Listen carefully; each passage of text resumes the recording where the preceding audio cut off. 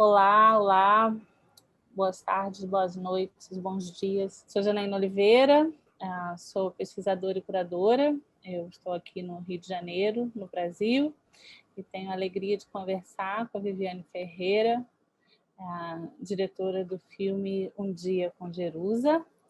Seja bem-vinda, Viviane, muito feliz de estar aqui com você. Antes de começar, eu quero primeiramente agradecer o convite do African Film Festival para estar aqui, mediando essa conversa com a Viviane, que é uma pessoa muito querida, uma amiga, uma parceira de trabalho aqui no Brasil.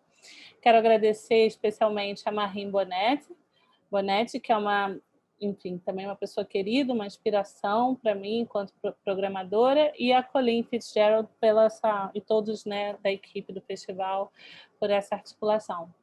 Acho que é interessante começar fazendo uma introdução, Viviane, sua, falando um pouco de você, né, da sua biografia e da sua trajetória.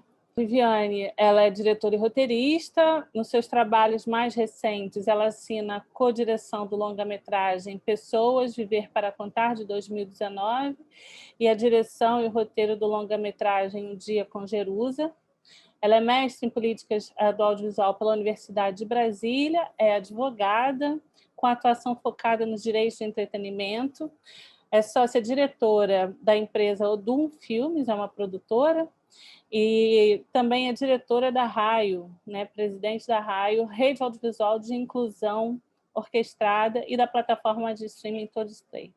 É professora do curso de Cinema e Audiovisual da SPM, a Escola Superior de Propaganda e Marketing de São Paulo, e presidenta da APAM, Associação dos Profissionais do Audiovisual Negro. Além disso, ela é diretora do Encontro de Cinema Negro Zós-Bubu, Brasil, África, Caribe e Outras Diásporas, que a gente traduz por Zós-Bubu Black Film Festival, e também é presidente da Comissão de Seleção Brasileira, da Seleção Brasileira de Filmes para o Oscar de 2021. Além disso, como realizadora, a Viviane já dirigiu 7 curtas-metragens e Um Dia com Jerusa é o seu primeiro longa-metragem de ficção. Achei importante dar uma situada na sua biografia, não só para as pessoas que assistem saberem um pouco mais de você, mas entenderem também assim, né, um cenário mais amplo, que eu acho que a gente vai acabar abordando também, um cenário mais amplo da produção do audiovisual no Brasil, que o Jerusa é um filme, a meu ver, central nessa história contemporânea. Mas antes, quero saber mais do filme em si, né? Queria que você começasse falando um pouco da história, como você chega nessa história. Esse filme é uma versão, né, de um curta-metragem de 2014, também estrelado pela maravilhosa Léia Garcia. Vamos falar da Léia aqui também já já. Mas eu queria que você falasse um pouco dessa história, como ela chega na sua vida, né? Jana, antes de responder, eu quero falar da minha gratidão e imensa felicidade de compartilhar esse momento com você. Acho que é sempre massa quando a gente consegue se encontrar em outras partes do mundo, em outros processos, para trocar um pouco, né, da admiração que de fato é mútua e aprofundar um pouco mais o trabalho que a gente já realiza aqui no Brasil. Quero agradecer demais ao Black Film Festival pela seleção do filme, dizer que é uma felicidade, uma conquista tipo, muito grande, né, na minha carreira e na trajetória do filme, a gente poder contar com essa janela que a gente admira muito. Então, assim, fazia parte dos nossos sonhos com esse filme, alcançar essa janela, então é uma realização de fato, de sonho, de poder estar aqui compartilhando esse momento e essa troca, esse bate-papo contigo.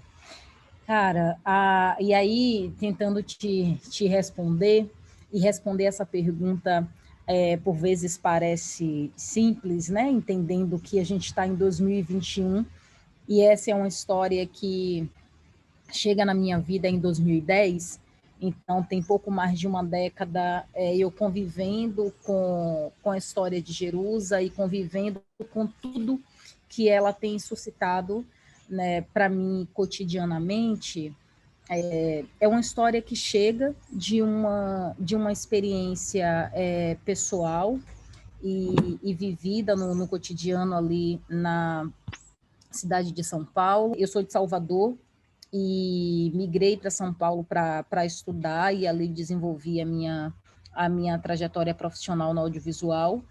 E um dia, no ponto de ônibus, no centrão da cidade, uma senhora que eu não sei e nunca soube o nome, estava no ponto de ônibus e ela estava ali reclamando muito dos seus familiares, em um momento que eu só estava ouvindo Caetano Veloso. E aí eu não queria me afastar, né, da minha experiência de ouvir Caetano e matar saudades da Bahia, então eu não dei ouvidos à tentativa de conversa e de diálogos daquela senhora.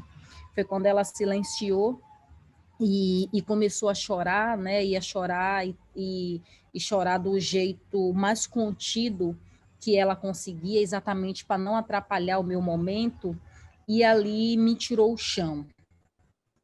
Né, eu me senti profundamente incomodada e passei três dias sem conseguir dormir, pensando de fato naquela cena, e foi essa experiência que me fez refletir sobre como era ser uma mulher negra idosa no mundo, né? E a partir daí eu vou olhar para as referências e para as experiências das mulheres idosas da minha família e o como a gente, né, interage em contraponto às famílias que interagem com as pessoas idosas de outra maneira, né? E é desse jeito que essa história chega, né, na minha vida e nas minhas reflexões, e junto aos estudos e inquietações já sobre a solidão da mulher negra, a gente chega aí na ficcionalização do que primeiro foi o Dia de Jerusa, né, numa versão curta-metragem que a gente circulou aí nos festivais no ano de 2014, e ali no curta o foco era a gente refletir muito sobre a solidão mesmo, e aí no desdobramento e amadurecimento da história a gente chega num Dia com Jerusa, onde eu tento fazer uma angulação dessa história e, para além da solidão, também refletir sobre morte digna. Nossa! Não, é muito bacana você falar dessa trajetória, né? Porque, enfim, né, para que as pessoas, né, que estão assistindo entendam também um pouco da nossa relação, eu trabalho, né, como pesquisadora e como programadora e curadora, né, de cinema no Brasil, assim, com foco nas cinematografias negras, e eu acompanho o trabalho da Viviane desde antes, né, do curta, na verdade, desde o começo, eu acho, praticamente, da sua carreira. E tem já alguns anos que a gente trabalha juntas no Encontro de Cinema Negro Zazumbubu, enfim. Então é muito interessante para mim, como pesquisadora também, ver o amadurecimento e as opções que você vai tomando né, desse processo do curta para o longa-metragem.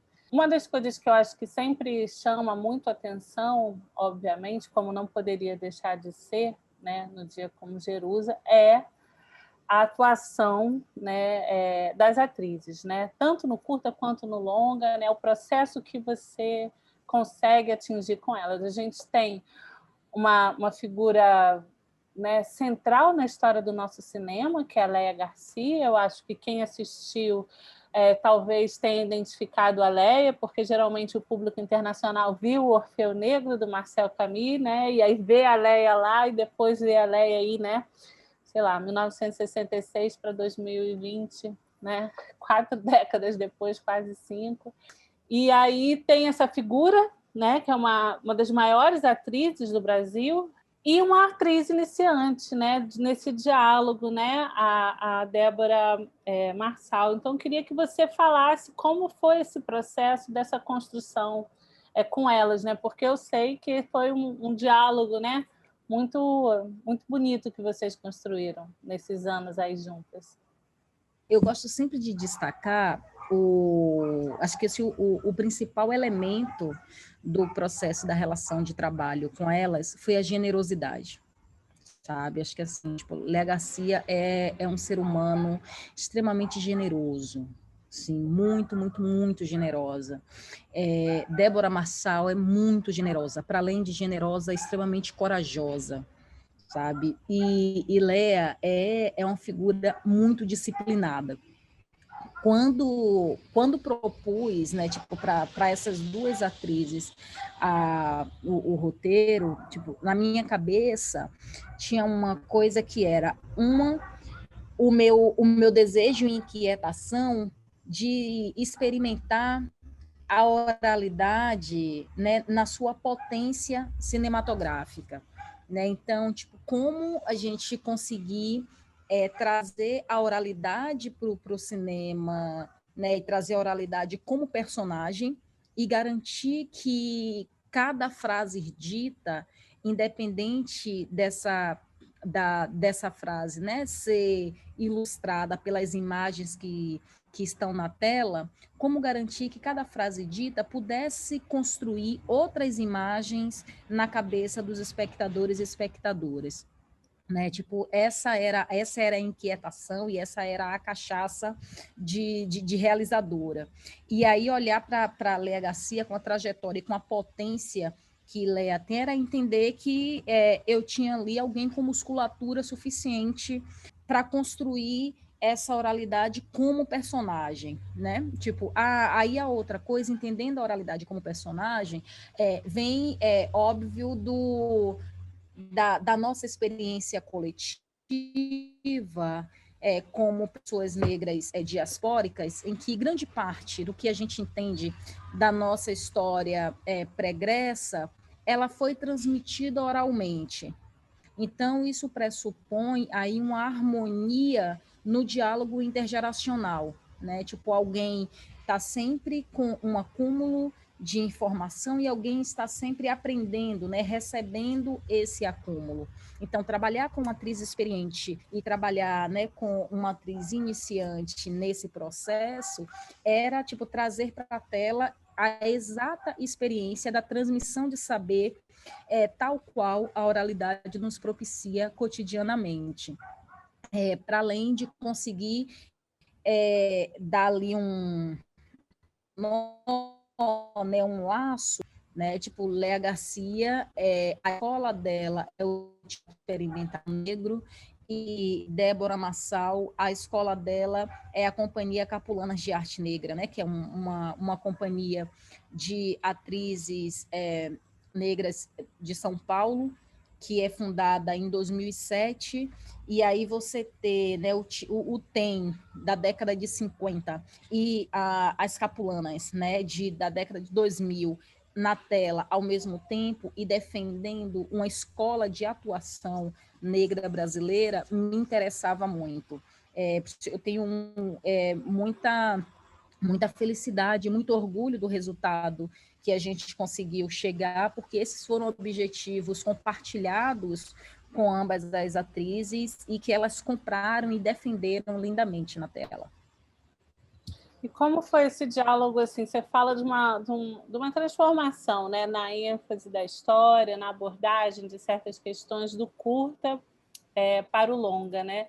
E aí, como isso tem participação dessa conversa, você mencionou a generosidade da Léa, né, da Débora, quer dizer, elas trabalharam com você nesse sentido também? Não houve uma contribuição na transformação do roteiro, né, em si, nem o direcionamento dessas personagens, porque tipo, fiz isso numa etapa de desenvolvimento e laboratório, tipo, do roteiro, mas houve contribuição no refinamento disso, no aprimoramento, né? Então, tipo, quando a gente foi para o processo de preparação do elenco, e a gente foi para o processo de ensaio, então tinha aquela coisa do substituir palavras, né, do garantir, do construir juntas o ritmo para que o texto ficasse mais palatável, né, assim, às vezes, tipo, como roteirista, a gente enfia ali uma palavra e a atriz vem e fala assim, olha, Jerusa não diria isso. E aí a gente volta e vai para a mesa e entende o porquê Jerusa diria, o porquê o Jerusa não diria. Então, assim, no momento de ensaio, né, e de preparação, assim, tipo, para set, a gente viveu muito essas experiências. A generosidade tinha dias que no set em que as cenas mais pesadas eram para Sílvia, mas ainda assim, Léa Garcia estava lá, porque ela entendia que era importante para a gente manter o fluxo interno e externo da atuação de Débora, era importante que Sílvia, de fato, estivesse se relacionando com Jerusa. Independente dela estar ou dela não estar no plano, elas estavam sempre em ação, ali, dando suporte e apoio, uma à intensidade da atuação da outra. E isso foi muito bonito, porque a gente vivencia outros sets onde a relação do elenco é, tipo, se eu não estou no plano, se eu não vou aparecer na lente, eu vou estar em qualquer outro lugar, vou estar reposando, vou estar me preparando para uma outra cena, mas não vou repetir exaustivamente, né, a quantidade de takes para que a minha companheira de trabalho esteja bem na tela. Então, isso virou método do nosso processo, né? Então, não havia um dia em que a gente não tivesse as duas atrizes em set, independente de quem fosse os planos do dia. É muito bacana você trazer essa relação, porque aí você já, com essa visão que você está dando para a gente do set, você já traz uma outra dimensão do processo da construção de Jerusa, que é essa parte atrás das câmeras, né? Eu acho que, para mim, há tanto no curta, mas no longa, eu acho, né, muito fortemente, essa dimensão de afetos, essa dimensão de uma delicadeza no modo de sentir que transborda. É essa a sensação que eu tenho, né? Da relação das duas, da forma de pensar a memória, porque há ali, né, uma construção ao entorno, né, naquela casa. A direção artística, nesse sentido, é brilhante também, de trazer todos esses elementos. Eu acho que quem é brasileiro, quem conhece uma casa, né, minimamente de uma classe média, né, baixa ou mais ou menos, né, de uma pessoa negra, reconhece todos aqueles elementos que estão ali dispostos, mas que remetem a essa dimensão afetiva. E essa dimensão afetiva, eu sei que, em certo sentido, esse modo, na verdade, um outro modo de construir o cinema, acho que tem a ver também com uma proposta, né, Vivi, que eu acho que assim, central nesse momento que a gente vem vivendo na história do cinema brasileiro, na história do cinema negro brasileiro. E aí eu queria que você falasse, né, para que as pessoas também conhecessem um pouco mais dessa estrutura, desse set, que se relaciona com a própria história, enfim, da produção do filme, né, um filme que é fruto de políticas de ações afirmativas, a única experiência mais assim, né, sólida de ação afirmativa no audiovisual que a gente teve na história do Brasil recente, que infelizmente acabou por conta de tudo que a gente vive politicamente, mas isso diz respeito, né, ao modo pelo qual pessoas negras estão produzindo cinema. Então, acho que seria bacana você trazer essa associação, já que você trouxe, né, essa coisa da relação da Débora com a Léia, né, da Sílvia com a Jerusa para cá, então acho que é legal a gente explorar um pouco isso. Tem Enquanto você falava, assim, a gente vai fazendo uma retrospectiva, né, em um salto gigante, para entender que o nosso set aconteceu em 2018. Aconteceu exatamente durante o processo eleitoral presidencial de 2018. A gente vivia uma instabilidade política no Brasil muito grande, né? Tipo, que se arrasta, né? Os efeitos daquela instabilidade daquele momento se arrasta até hoje. E naquele momento a gente precisou tomar algumas decisões, né? Acho que algumas decisões de um lugar bem político e assertivo. Acho que a primeira delas, Jana, foi entender que esse filme ele seria e estava sendo realizado com recursos públicos e com recursos de políticas de ações afirmativas. Logo, ele não poderia exibir em seus créditos apenas a diretora como tipo, a mulher negra que pôde dirigir ali a primeira vez um longa-metragem de ficção. Então, a decisão foi de compartilhar essa experiência de primeiras vezes com outras mulheres negras, né, que já vinham desempenhando suas carreiras no cenário do cinema nacional, mas que ainda não tinham experienciado isso num set de longa-metragem de ficção. E aí a gente, né, compõe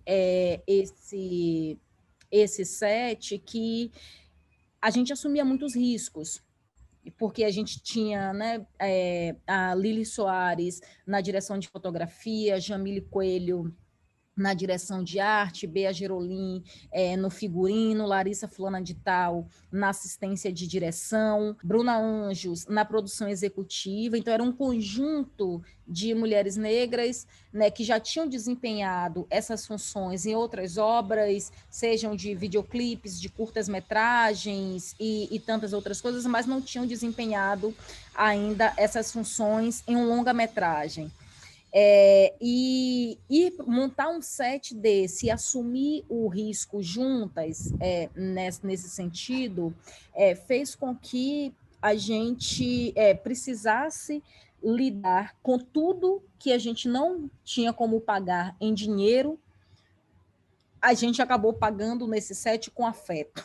Acho que essa é a realidade, sabe? Eu acho que é um filme que, mais do que 1.250.000, que é o orçamento real dele, poderia ser estabilizado como filme de mais de 10 milhões se a gente contabilizar a quantidade de afeto que foi investido no set. Então, tipo, foi muita saúde emocional investida para que o filme pudesse acontecer, e todo esse afeto, toda essa saúde emocional advinha, né, da nossa certeza de que era uma possibilidade de afirmarmos e reafirmarmos a nossa potência coletiva no cenário do cinema nacional e, ao mesmo tempo, se distanciar da ameaça de 2018 de que corpos como os nossos corriam o risco de nunca mais conseguir abrir set nesse país, né? Então, tem o longa-metragem ele tem uma atmosfera diferente da atmosfera do curta, porque era muito real. Cada ação e cada corta, ele tinha um tempo dilatado no set, né? E o dilatar desse tempo, do dizer o corta depois de cada plano que foi gravado, ele acabou transbordando para o filme e acaba transbordando também para as telas e para a plateia. Eu acho incrível à medida que você vai falando isso, né? Não só, claro, o processo inteiro, mas isso, né? Tem um filme praticamente onde todas as cabeças de equipe são mulheres negras, se eu não me engano, é isso mesmo? Porque você foi trazendo os nomes, né?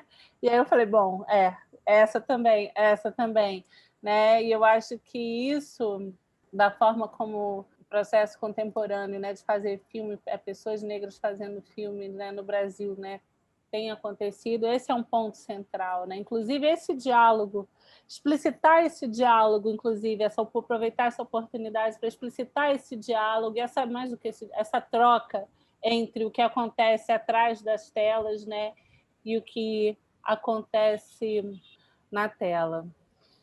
Eu acho o filme ele muito delicado também do ponto de vista das suas escolhas estéticas, né? O diálogo com a Lili Soares, que é diretora de fotografia. Eu queria que você falasse um pouco sobre essas escolhas, sobre as suas influências, né? Como que você conseguiu nessa experiência, que é a sua primeira experiência, né, mais de fôlego, quem é que está ali com você, né? e com a Lilis nesse processo? Cara, eu sou apaixonada pelo cinema do Sissaco. Então, assim, sou apaixonada pelo ritmo de câmera dele, tipo, eu sou apaixonada pela composição dos quadros e a forma como tudo acontece de maneira muito tranquila e suave, no tempo de cada cotidiano que ele está retratando.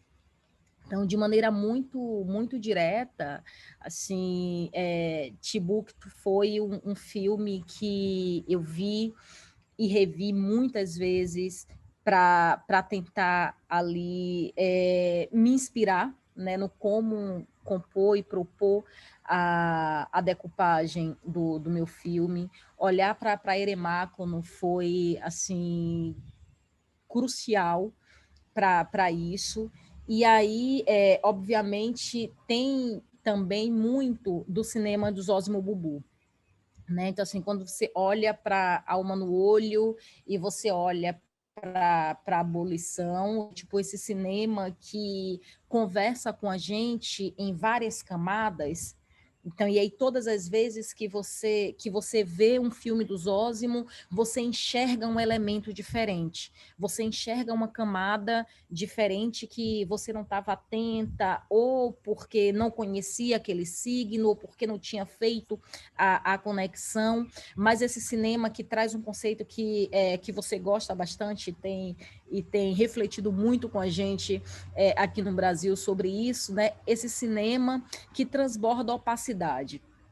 Então, assim, essa coisa do você olhar para o filme, eu consigo assistir Um Dia com Jerusa com o movimento de mulheres negras brasileiras, e aí todas elas conseguirem identificar ali a história do movimento de mulheres negras brasileiras, ao ver Lúcia Xavier numa capa de revista, ao ver Luísa Barrios, que foi ministra de Estado, e foi a ministra de Estado que garantiu, né, o primeiro passo para a política de ações afirmativas no audiovisual.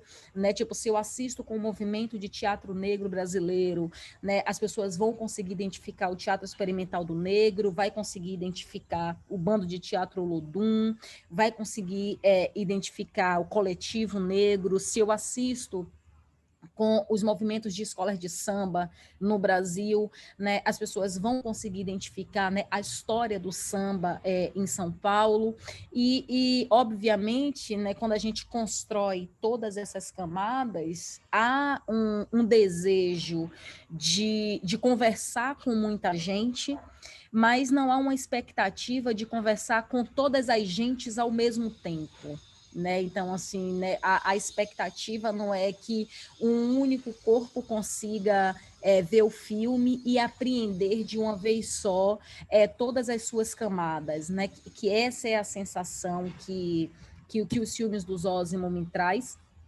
E, ao mesmo tempo, e aí eu volto para a reflexão sobre o aprender com base na oralidade, né? Tipo, eu lembro que quando eu era criança, minha bisavó me disse: minha filha, nem tudo que reluz é ouro. Hoje eu tenho 35. Com 10 anos eu entendia essa frase de um jeito.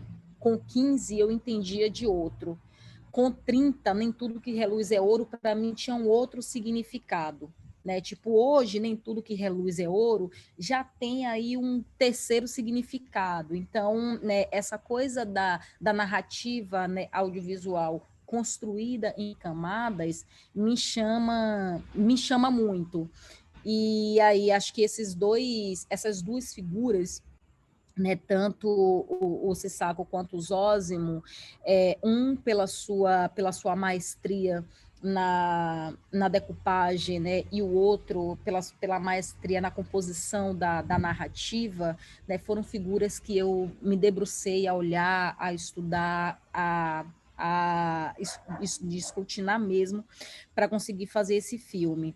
E em partilha com Lilis, assim, foram referências que ela, tipo, de cara, tipo, comprou, e aí a gente estudava muito, muito, muito. Teve um outro elemento que, assim, eu fiz um processo de laboratório na França e de estudo de decupagem, exatamente na parte renascentista do Louvre. E aí eu voltei muito muito imbuída de pensar a iluminação e a atmosfera do filme, olhando para aquele jogo, né, de luz e sombras que o movimento renascentista utilizou muito bem. E Lilis tinha, no processo dela de formação, tinha feito o mesmo tour com o mesmo vigor e com o mesmo desejo. Então, quando a gente, né, tipo, compartilhou o desejo de trazer um pouco dessas nossas experiências e observações daquele momento da história das artes plásticas, tipo, a gente conseguiu se conectar muito e experimentar muitas coisas no set. Muito, muito bacana você trazer essas referências, porque aí eu, agora, olhando para o filme de volta, né, eu consigo perceber a relação, né, tanto com Zózimo Bubu, que eu acho que é nessa coisa do endereçamento, né, há um endereçamento muito, muito explícito no seu filme, no sentido de com quem você está conversando, quer dizer, não que qualquer pessoa não assista, porque não é sobre isso, eu estou falando assim, né, há que eu acho que está em tudo que a gente falou até aqui, na escolha do tema, naquilo que te levou a fazer, na escolha das atrizes, na composição do set, né? E nessa dimensão estética. E agora, pensando no Abderrahmane Sissako, que é esse diretor, né, que acho que as pessoas também talvez conheçam, né, muito conhecido, da Mauritânia, que fez, né, enfim, infinidade de filmes, né? Você citou 2 que são... Todos os filmes do Sissako são belíssimos, né? É isso, né? Todos os filmes, né, são incríveis, né? E tem uma coisa que eu acho que eu consigo ver muito claramente no seu filme, que é nessa conexão, tanto essa coisa da luz, mas também a coisa do tempo, né? Porque é um dia naquele, né, naquelas 2 horas, né? E a forma como você vai trabalhando a passagem do tempo ao longo desse dia, né, na duração de uns planos, e algum tempo, tem uns silêncios, né? Seu filme tem uns silêncios que eu gosto muito, assim, né? Aí eu não sei se sou eu pirando no que você, enlouquecendo no que você está falando, se isso tem a ver, mas eu fiquei pensando nessa coisa do tempo, das coisas, do silêncio, de como muita coisa é dita naqueles silêncios, né? Enfim, nem sei se você quer comentar isso, mas assim, é uma coisa que estava na minha cabeça agora. Tem uma coisa que, assim, era um filme que, para mim, era importante a defesa dessa oralidade como personagem, a defesa desses endereçamentos e, ao mesmo tempo, uma garantia de que qualquer pessoa fosse capaz de sentir. E nesse sentido, né, as pausas e os silêncios, elas são fundamentais, né, para provocar e para despertar, né, para abrir espaço para que as pessoas, em interação com a história, pudesse, para além de compreender no cabeção, pudesse sentir. Tipo, tem gente que vai conseguir compreender cada camada cabeção que o filme tem. E o filme tem várias camadas bem cabeçudas, mas é crucial que ele possa ser sentido, porque para compreender cada uma das camadas a gente tem tempo de vida, a gente tem gerações para fazer isso. Não, e essa coisa da opacidade é exatamente isso. O fato de você não entender literalmente, entender no sentido de decodificar explicitamente o que está acontecendo, na verdade, ela não é uma interdição, é um convite, né, para que você se conecte, se relacione de uma outra maneira, que eu acho que é isso que o filme... Quer dizer, eu não sei, talvez eu esteja muito dentro de todos os eixos de diálogo, mas eu imagino que isso aconteça. E aí eu queria que você me contasse isso, né? Você falou da recepção dos filmes, em certos sentidos, né, em públicos bem específicos, né, das comunidades negras no Brasil e talvez fora, mas assim, Mas, de um modo geral, o que você recebe, né? Qual é a recepção de Jerusa, por exemplo, de audiências que nunca ouviram falar de você, nunca ouviram falar, talvez, de Léa Garcia, e nem daquela realidade, e nunca se pararam, talvez, para pensar que uma mulher negra, idosa, tem uma vida? Tem uns retornos muito massa nesse sentido, desde o curta. Eu acho que, assim, no curta, tive a experiência quando ele foi exibido no Short Film Corner em Cannes.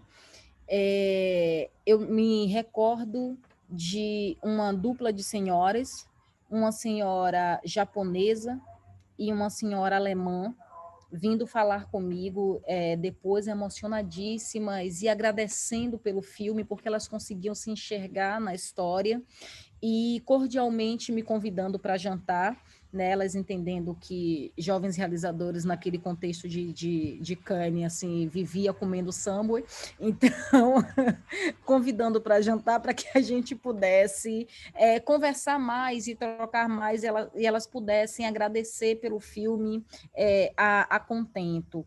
E foi quando entendi que, de fato, a história, né, alcança as pessoas negras e as pessoas não negras. E gosto de falar disso direta e abertamente, porque eu recebo muitos retornos de pessoas não negras agradecendo pela história, né? Seja o curta e o longa, e eu fico muito feliz porque acho que um dos principais objetivos, que é o das pessoas sentirem a história e se refletirem e refletirem o mundo a partir dela, o filme consegue alcançar. E aí tem umas paradas clichê, que é coisa da galera mais jovem, que me manda e-mail, WhatsApp, direct no Instagram. Ai, depois do seu filme eu não consigo parar de chorar, fico ligando para minha avó e ela não me atende, agora eu estou preocupada. Ai, depois do seu filme eu nunca mais vou deixar de falar com a minha avó todos os dias. Então, provoca essa necessidade, né, das pessoas se refletirem em relação com os seus mais velhos, assim, e isso me deixa bem feliz. Do ponto de vista do retorno da crítica especializada do cinema, tipo, a gente tem uma galera que consegue alcançar muitas das coisas que a gente conseguiu, que a gente trocou aqui sobre o filme, mas tem uma outra galera que encaixa o filme no lugar de um melodrama novelesco, como se o melodrama não fosse um caminho possível para se conectar com a audiência.